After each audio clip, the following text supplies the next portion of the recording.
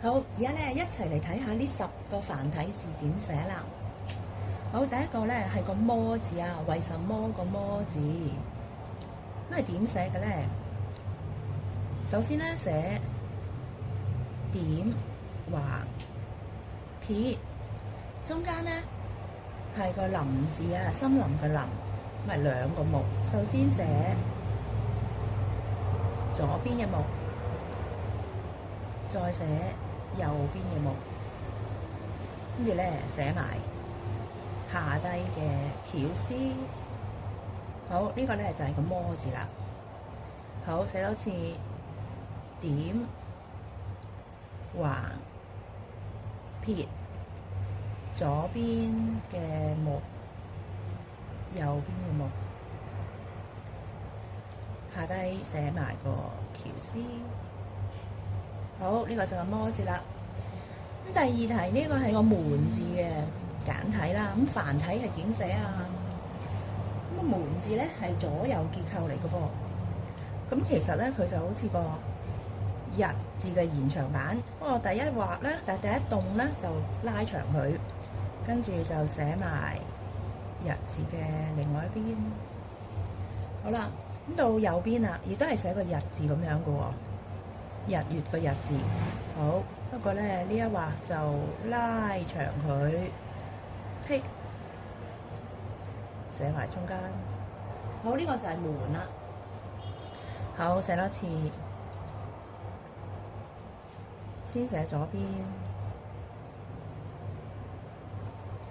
再寫右邊。好，呢個門字啦。第三題呢個咧係個義字啊，正義嘅義，公義嘅義，咁係一個上下結構嘅。先寫上高，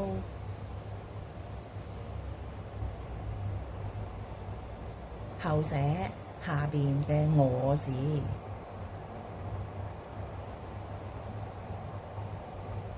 好，寫多次啦。先寫上高個兩點先，跟住寫個三畫王。再寫我撇橫直勾剔彎勾撇點，呢個就係公義嘅義啦，正義嘅義。好，第四題呢一個咧係一個衛字啊，衛生個衛，守衛個衛，咁咧係係左中右結構，所以就由左寫向右，先寫左邊嘅雙企人，再寫中間。因為個偉字有啲人咧係姓偉嘅喎。好，寫埋右邊，呢個就係守衛個位置啦。咁你見到咧，其實佢係個偉字咧，就俾個步行個行字夾住咗喺中間啊。好，再寫多次，先寫左邊雙企人，再寫中間。好，呢度有個口字喎，咁一陣間講下個口字啊。好，寫埋右邊直勾。好啦，點解要講口字咧？因為我見過有啲同學仔咧，佢個口字咧，嗱，我頭先個口字係咁寫噶嘛，係咪？直橫彎橫生翻個口，佢唔係喎，有啲同學仔係咁樣寫個口字，好似畫公仔咁喎，即係完全五根不順。咁寫出嚟咧，亦都唔靚啦。咁所以咧，因為我哋嘅筆畫係由左至右寫過去㗎，咁所以橫畫係由左至右寫過去嘅，所以係刪埋嘅時候都係咁樣刪埋。咁但係啲同學仔咧，好似當畫公仔咁樣咧，就咁樣畫出嚟，咁啊唔係幾好啦。好，到個飛字啦。飛字嘅簡體係咁啦，繁體點咧？繁體咧都會利用翻呢一個部分嘅橫勾點點，跟住寫撇，再寫多次橫彎勾點點直。好，呢個就係飛字啦。好，寫多次由上至下咁寫落嚟。好，好，完成啦。好，第6題咧就係學習個習字啊，溫習個習字。咁咧簡體呢一個部分咧都會係又係重複寫2次嘅噃。好，首先寫左邊，再寫右邊。咁係個羽毛個羽字啦。咁下低咧就係寫個白字。咁呢個就係溫習個習字啦。好，一齊寫多次。先寫左邊，後寫右邊，寫埋下低個白字，呢個習字啦。好，呢個係個馬字啦。好，個馬字咧係點嘅咧？首先橫直，跟住就係橫橫直，跟住橫彎勾4點。點4點。好，咁咧你會見到個簡體咧，將呢4點就將佢省略變成一個橫畫啦。而中間馬呢一個部分咧，就咁動直入去，咁就當係簡寫咗啦。好，咁而家咧寫多次個繁體，橫直橫橫直，橫彎勾點。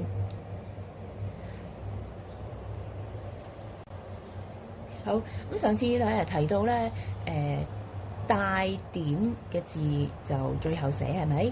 好啦，咁咧因為啱啱寫咗點，所以咧令我醒翻起上一堂，譬如帶點嘅字最後寫咧，咁可以舉個例子俾大家睇喎。譬如個犬字啦，咁咧帶點嘅字咧就係最後寫，咪寫喺呢度咯，係咪啊？好，第8題啦。呢個係個鄉字喎，鄉村個鄉字，咁咧都係會利用翻呢一個簡體嘅部分嘅，咁就係寫喺左邊一齊寫啦。左邊寫翻個鄉字先，中間右邊，咁咧就加個狼字俾佢，郎君個郎字啊。好，寫多次，先寫左邊。再寫中間，最後寫右邊，咁呢個咧就係個鄉村個鄉字啦。好，呢個咧就係個風字啦，簡體嘅風字啊。繁體點嘅咧？先寫中間，後寫兩邊，加寫埋個山字。好，你見到呢個係個山字嚟嘅喎。下低咧係個斗字，呢個就係豐富個豐字啦。先寫中間，後寫兩邊，寫埋個山字。好，下低係個斗，咁呢個係上下結構嘅字嚟嘅。好，第10題咯噃。係個開字啊，開門個開字。咁開門個開字咧，就真係要加隻門俾佢，跟住再寫翻呢一個簡體，咁就完成噶啦。先寫個門字啦。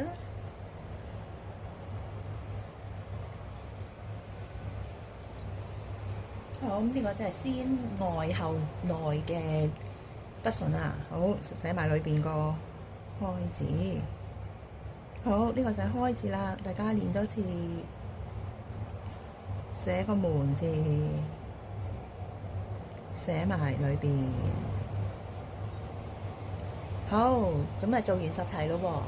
好，記得咧上一堂講啲筆順結構咧，有一個先進入後關門，係咪？咁而家舉個例子俾你啦。譬如首先寫個框先啦。好啦，先進入，譬如有個人進入去。後關門，咁咧就係個囚犯個囚字咯喎。好，咁咧再舉多個例子啦。譬如係今次係個大字寫入去啦。先進入後關門，關門。咁呢個咧就係個因為個因字啦。咁仲有咧，上一次亦都有講過一個舟字係咪？好似一隻船嗰個舟字啦。好，咁其實呢個舟字咧可以應用唔同嘅，sorry 啊，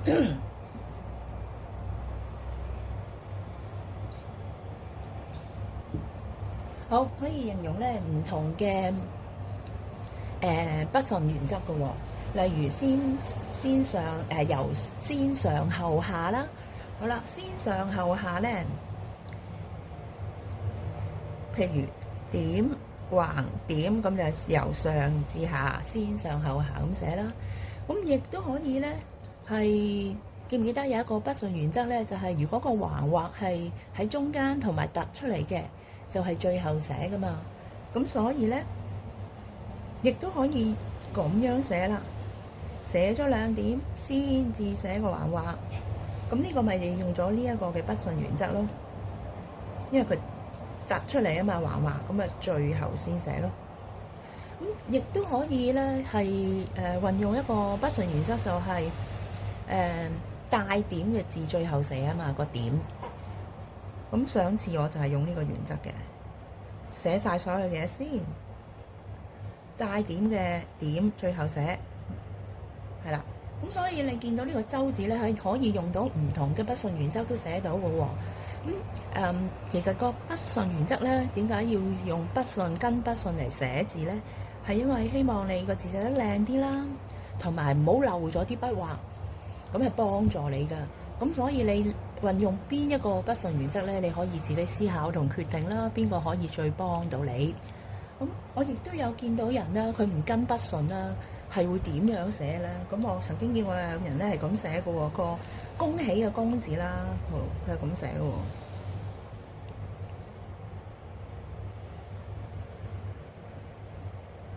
係咪咁咧？類似啦，我寫多次啊。佢好似係咁樣啊。嗱，咁佢上高係啱嘅，跟住咧佢就寫咗下低，跳咗去下低寫，跟住個小字咧，佢